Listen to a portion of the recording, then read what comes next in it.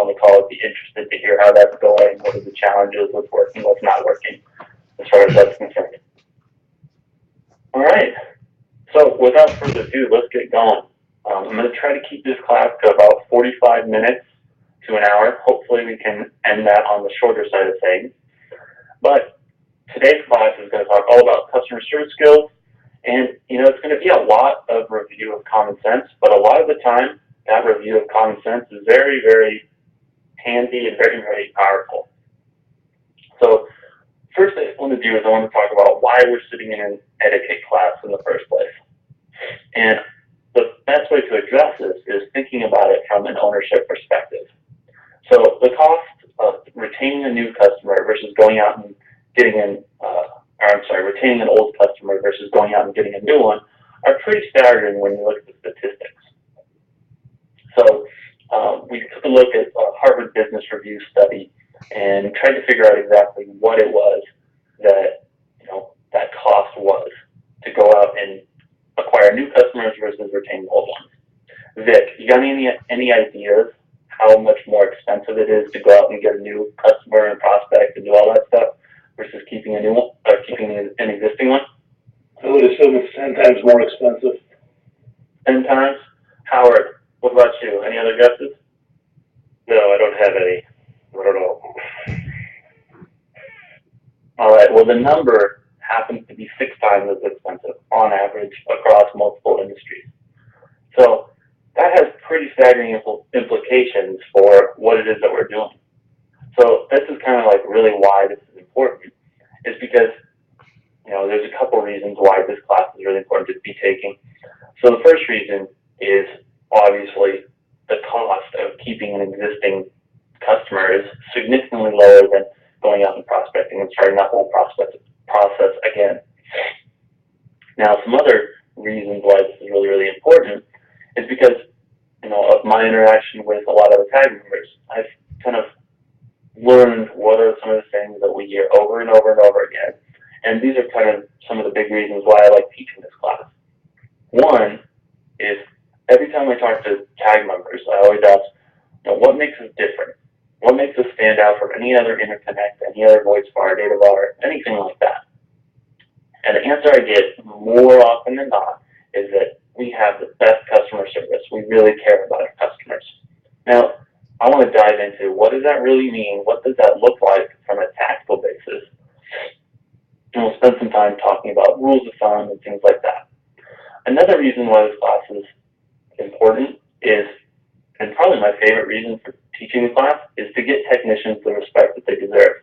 Technicians are incredibly talented people that have, spent years perfecting their skills. Everyone on the call has a company that's been around for at least 10, 15 years. So it's like you've developed a lot of skill set and you do a lot of stuff that helps your customers. And, just a couple common sense things that we can talk about here will help technicians get treated the way that they should be getting treated. Lastly, I want to talk about how having good customer service skills can affect the brand image and company reputation in the marketplace and how we can use that as a distinguisher. So our brief to-do list that we're going to go through today is first, why we're sitting in the first place. Second, how do we dress the part? Third, we're going to talk about personality types, personality styles, the DISC test, and the platinum rule. And then lastly, we're going to end with rules of thumb for a customer interaction that creates raving fans. So first question is why bother with this in the first place? And we alluded to a couple answers earlier. But, Scott, I want you to think about one of your customers that you guys work with and think about the test that's assigned to working with them. Who is the name of the tech that you can think of? And what's the customer that you can think of? I would say Jim. Jim? Yep. Jim, okay. And then which account is he responsible for? South Bay. South Bay. What does South Bay do? It's a mental health company. Mental health company. Interesting. Okay, so I want want you to think about mental health, the mental health company South Bay, and I want you to think of them thinking about your company. Think of all the employees that are there. Think of everyone that's involved in the process from start to finish. And I want you to think about when South Bay thinks of your company, whose face pops in their head? Probably him, yeah. Yeah, so Jim's actions are incredibly important. He is basically representing the rest of the company. Everyone else is invisible to them. Like literally, when a customer thinks about the company, they see the technician's face. This is why the way that the technician carries himself is so important. It's because, you know, all the other processes that you have, all the professionalism that everyone else brings, all of the marketing, everything like that, it's all embodied by the way the technician carries himself.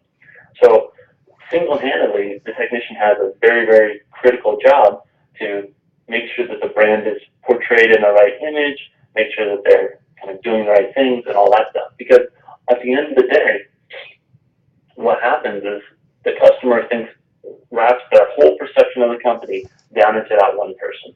So that's kind of why we're bothered with this whole class in the first place. Now, I want to go over some stuff that's really easy, and I'm willing to bet most, if not everyone on the call is already doing. I want to talk about appearance. This is one of the easiest ways known to man to create instant confidence and instant credibility in people. Like, take for example when you decide to wear a suit around town versus just wearing like normal clothes.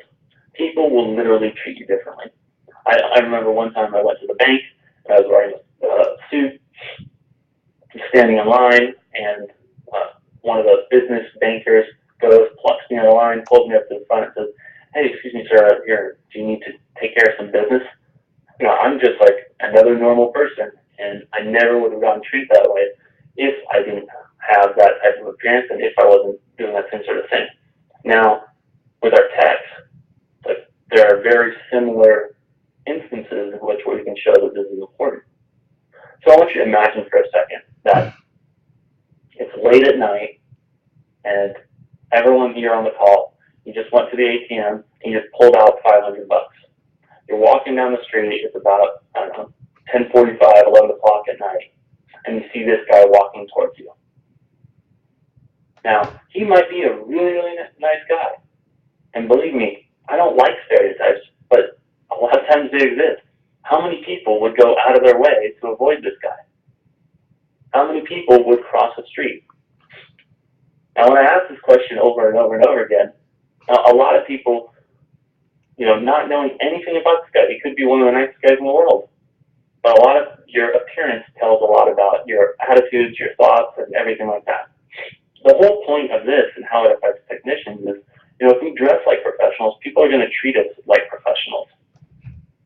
And also, I wanted to point out that the guy in the first slide, the guy in the second slide, it's actually the same person. And just in one, he's clean shaven, tidied up, wearing a polo and khakis, and coming across as a professional. And one guy doesn't look so much. I'm pretty sure he has like 17 skulls that are visible on his attire. So I'm not saying that stereotypes are good. I'm not saying that they're bad. I'm just saying that they exist. So if they do exist, and as a technician, a lot of the times, you know, people don't treat technicians with the respect that they deserve. You know, adjusting our appearance and putting off a professional image really can do wonders for changing the way in which people perceive us. So a lot of this stuff, I'm willing to bet everyone here is doing, and this is all probably review, but here's some good items to wear, not so good items to wear. Good stuff is polos, collared shirts, khakis, actual work boots, and we actually did an interesting experiment with ties, where we had one of the interconnects. Basically, what he'd done was he got all the techs together, and they did an experiment where they were going to all wear white shirts and ties out on their appointments for a month. And the technicians weren't too happy about this at first. But what happened was the owner said, "Hey, we're going to try this out for a month, and then at the end of the month, we can all take a vote on it and decide if we want to keep the policy in place or not." And a text like, okay, cool, this would be a quick month, and then we're never going to have to wear a tie again. Stunningly, at the end of the month, the technicians voted to keep the policy in place. Not because they particularly enjoyed wearing ties or because it was easy for them to work with when they had a tie on, but they liked the way that they were being treated. When they would go to visit a customer on appointment, they were addressed as sir a lot more than they were hey guy. They were like shown a walk back to the problem, whatever it was, and instructed in what's going on there and everything like that. And also, people just kind of treated them better overall. They just were a lot more friendly, a lot more respectful, and everything like that. And this is something that I think is really, really important because of the value that a technician brings. Like without technicians, we wouldn't have technology to run our lives. So I'm not up here saying that everyone needs to start wearing ties, but I'm just saying reinforcing the importance of how we dress affects how others perceive us, and how we perceive us affects how they treat us. So on the flip side, some not so good items to be wearing is hats,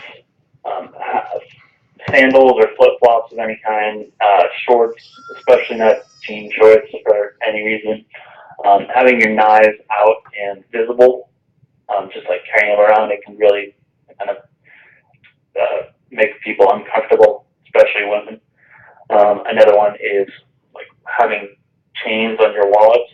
It just kind of undermines the professionalism which we're trying to put across. Now I know a lot of that was Zach, 7 years ago, we had a technician who was doing a recording of a voicemail for the vice president of human resources for a building management company. And there were a group of people making some noise, background noise outside of the office where he was doing the recording. He went out there and told everybody to shut up. We got a phone call within 5 minutes from the director of human resources, the vice president of human resources. He was wearing a knife that violated their corporate zero tolerance policy. He was asked to go and leave the site. We lost the customer, all because this guy had a knife on his belt when in plain view when he was making a comment. wow. I'm so glad you shared that because as stunning as that story is, we hear that kind of stuff every once in a while. It's pretty commonplace. It's unreal how uncomfortable a knife can make people feel. So thanks for sharing that. But I love that when you can share real world examples where this stuff is actually coming into play. Thanks for that.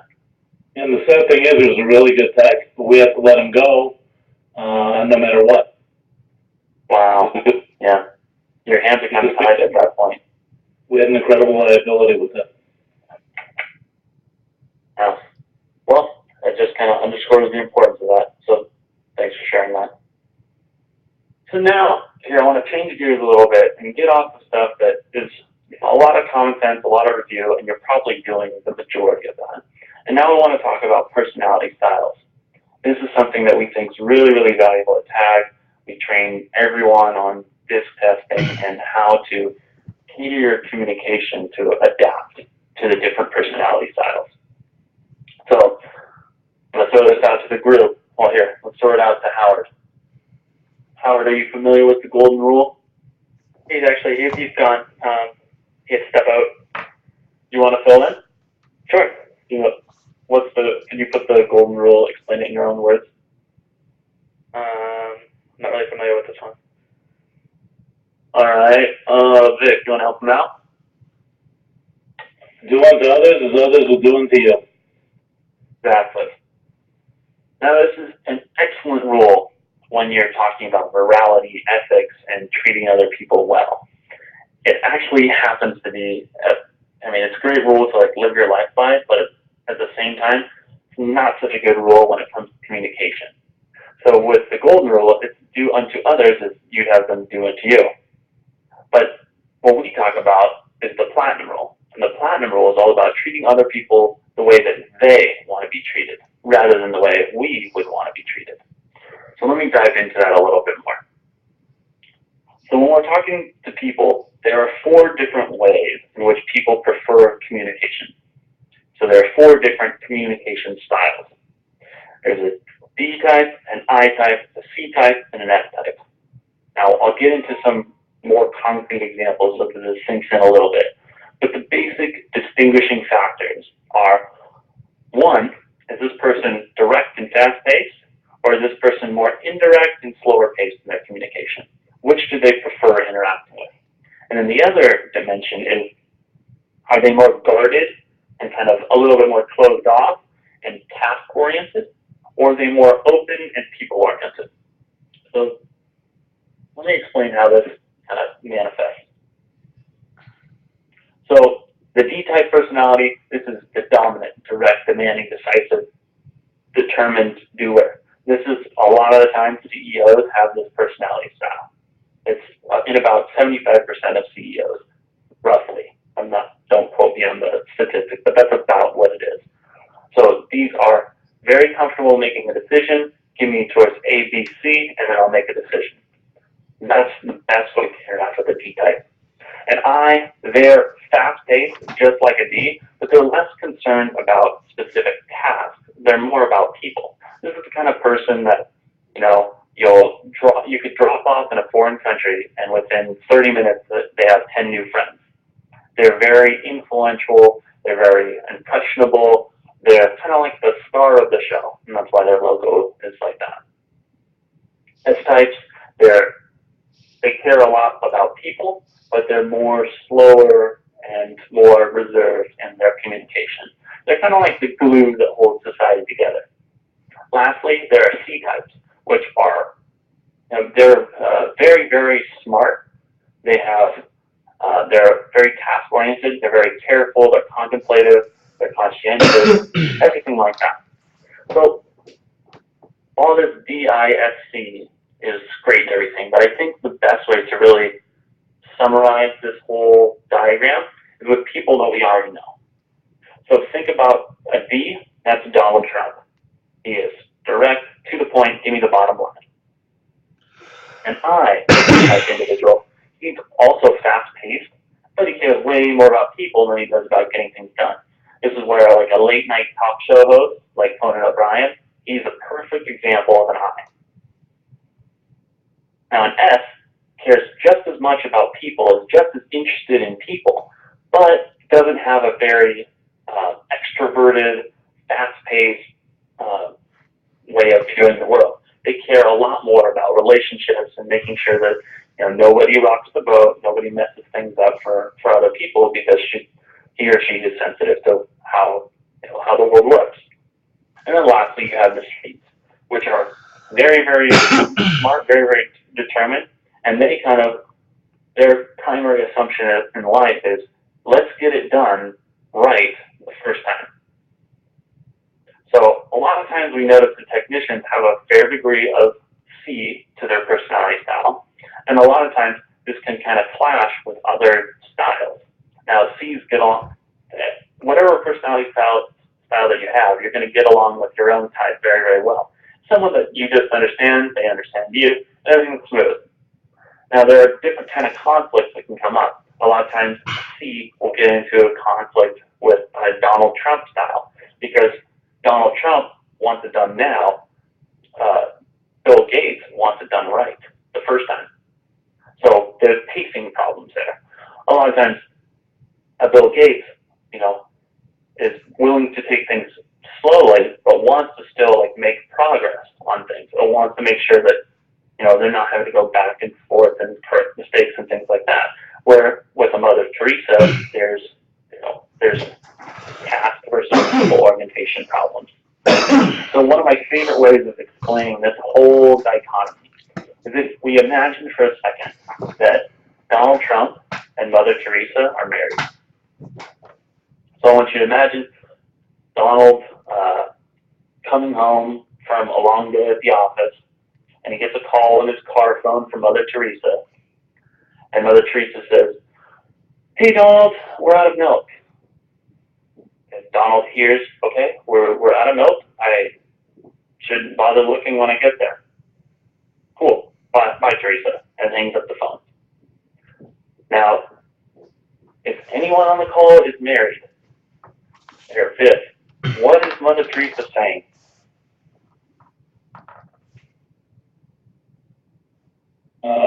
Stop by and get milk for me. Exactly, but you see the way in which she's communicating it? It's very indirect, she's not making a direct request of him. She's just saying, hey, we're out of milk, and hoping that he picks up on the hint. That makes sense?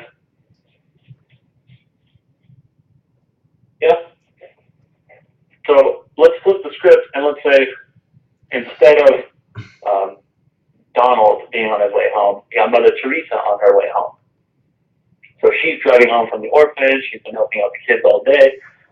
She gets a call from Donald, and Donald says, hey, Teresa, we're out of milk. Fix them up. Thanks. Bye.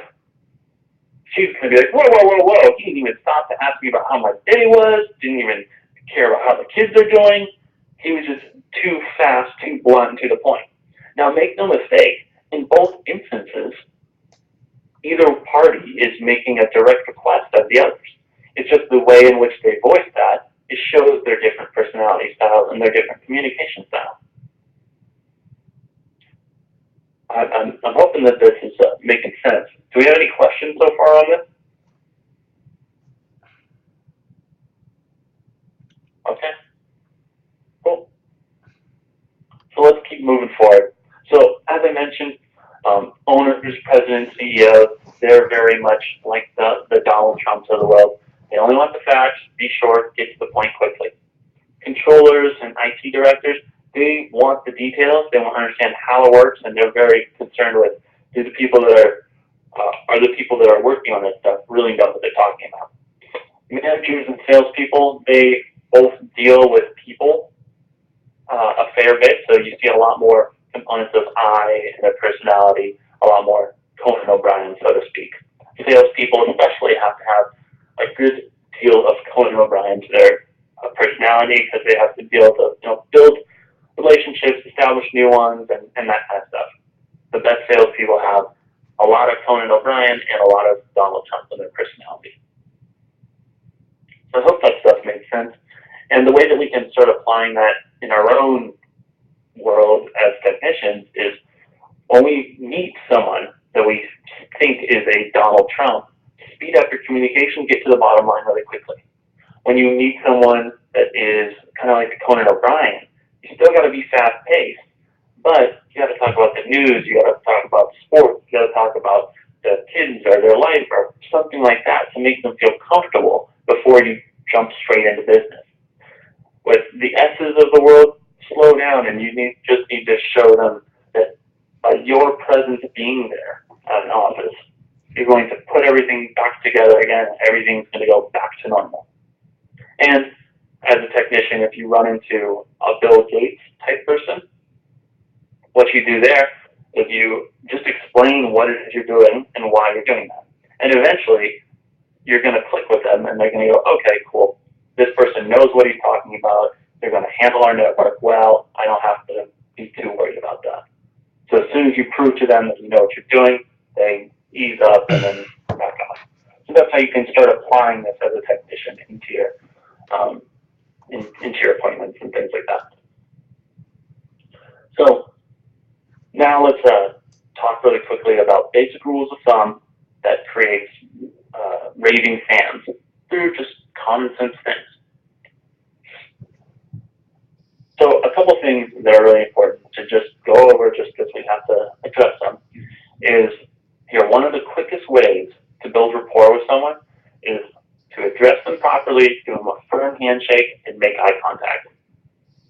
You'd be surprised that now in today's world of social media and all kinds of things, this type of formality has kind of gone by the wayside a little bit, and it can do wonders when you just take that approach, especially if you have different generations in an office. A lot of times if you meet older generations and you show them this level of respect, it just does wonders for you. And just in that simple gesture, you can win the customer over so that they're willing to give you a testimonial later.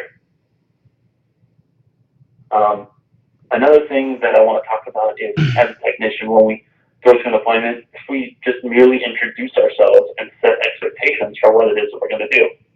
Like a lot of times we would have tech members where technicians would just kind of show up, go do their thing, and people would kind of look up and not understand what it is that the technician's here for. I mean, it's just like the same thing that happens anytime, someone walks into an office.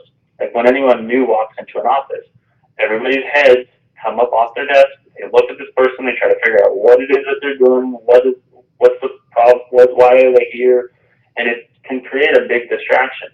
So if you just simply set expectations through going out and talking to the front office assistant, saying, hey, I'm here to fix the server problem, I'm going to be here for about 2 hours, here's what I'm going to do, I'll check out with you before I leave, just make sure that everyone knows that that's what I'm here for, just wanted to set everyone's expectations. Then their heads can look up, see you walk by, look back down, and it doesn't disrupt their day. Now, some other common sense rules that I think you're probably already practicing is, other little things that you want to be careful of.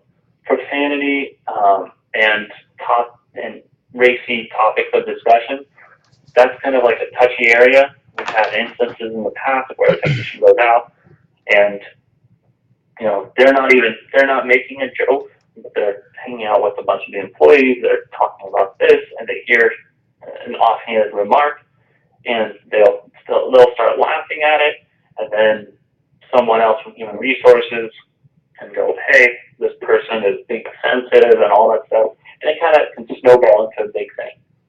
So on matters like this, it's just best to follow common civilities and just err on the side of caution. Another thing that I really want to bring up is technical language. A lot of times, as technicians, we're really smart. So rather than making other people feel less smart is not really in our best interest. So the best thing to do here is try to explain things in the simplest terms possible. A lot of people don't know that they can't send a 100 megabyte email attachment. So as best you can, be patient with that. Let them kind of do their thing and, try not to put them down. Just try to explain things in simple terms and be patient with them. That's really the best thing. You're there to perform that service, and that's part of the service.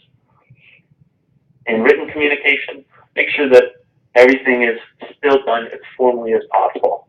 Now, if we're trying to put together a professional image and we're dressing professionally and we're carrying ourselves well as very skilled professionals, and we send emails with smiling faces on them, sometimes it can kind of undermine that serious tone. Now, whatever it is that your company is going for, whatever tone it is that you're going for, just make sure that that's reflected in your written communication. From us, we always recommend erring on the side of being professional, being overly professional, because they're trusting you with their network. That's the lifeblood of their business. So a lot of times professionalism kind of went down. So a good way of summing all this stuff up and making sure that we're addressing people properly, shaking their hands, looking them in the eye, all kinds of things like this. So I like to pretend that you're meeting your girlfriend's dad for the first time, and just treat your customers with the same amount of respect that you would treat your girlfriend's dad the first time you meet with her. Now, another thing to talk about is this instance, where sometimes a technician will go out on appointment and find out that the salesperson has overpromised, and there's absolutely no way that you can meet that expectation that's been made. And a lot of times, what do? Technicians will vent to the customer. Say, Gary always does that. He always makes those promises, and he knows we can't do that. I don't know why he told you that. He doesn't know what he's talking about. Now, if there's a communication breakdown, and Gary is making promises that he shouldn't make, that should be addressed. But at the same time, you can't use the customer as a place to vent. You got to go back to the office and, address the problem there. But if you bring it up and you're venting and you're, putting down your salesperson in front of the customer, all that communicates to the customer is, we don't really know what we're doing. We're kind of making this up as we go. Now, I know this is a sensitive issue because a lot of times technicians face this. But the point is, have that conversation. Bring management into it when you get back to the office. But just don't, you want to make sure that you're not fighting in front of the kids, so to speak, when you're out servicing customers. So if these communication breakdowns happen, address them at home. Don't bring them out in front of the customer. Another thing that we talk about is Bluetooth.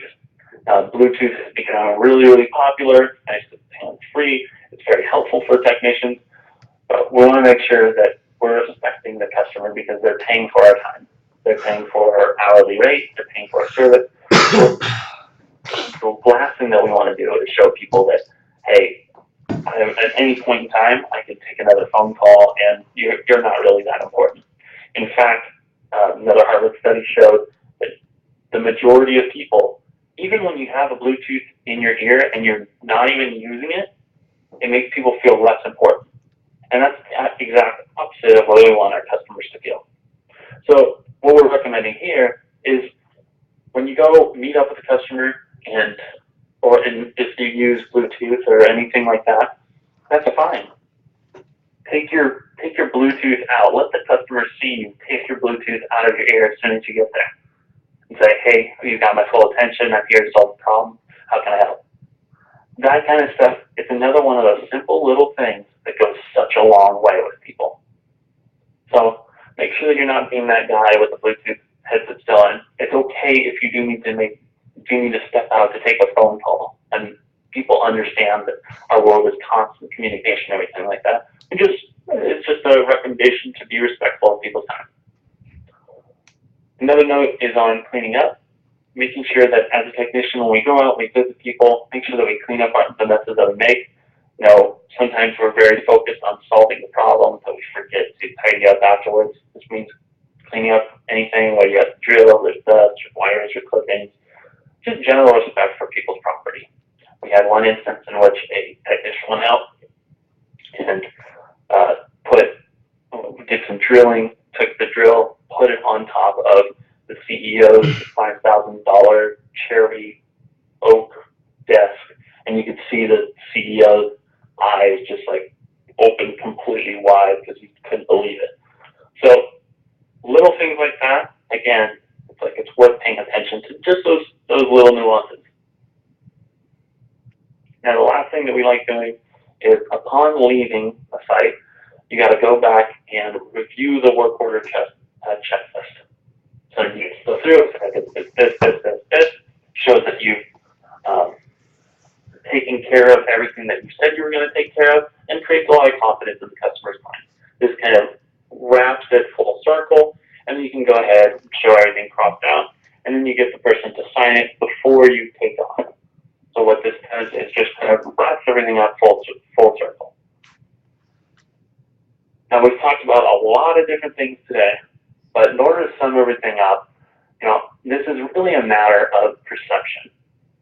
And the most important thing behind all of the dress, all of the little nuances, all of the little tips that we went over today, the most important thing is that in order for our customers to see us as highly skilled professionals with multiple certifications and years, decades of experience, we first have to see ourselves that way. And we have to carry ourselves with that self-respect, with that demeanor, and you'll be astonished at how well people respond to that.